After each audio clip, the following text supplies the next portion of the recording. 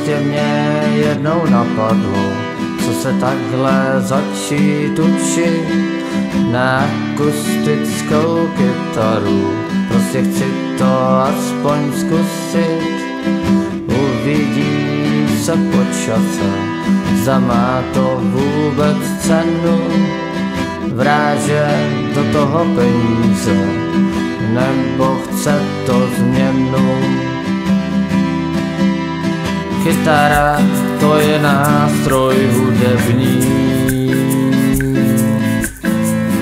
Kytara táhne všechny uklidní.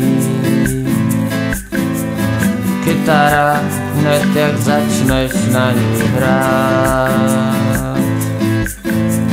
Kytara, začínají se lidi smát.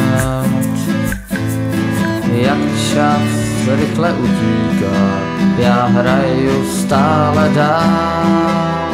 Vždyť je to můj sen odmala a ten mě za to stál. Však já už jako malý kluk jezdíval jednou za rok pod stán kohni tábořit, od kytar se nehnul na krok.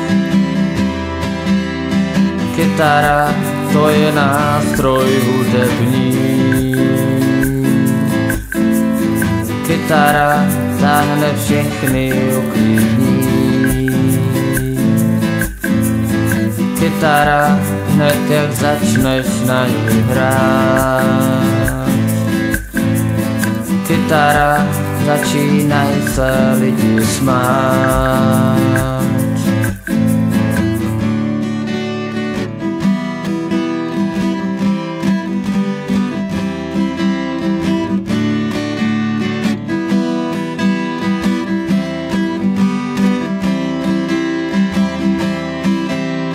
Kytara, to je nástroj hudební.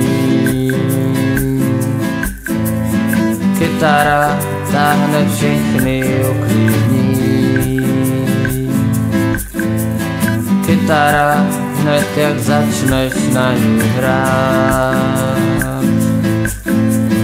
Kytara, začínají se lidi smát.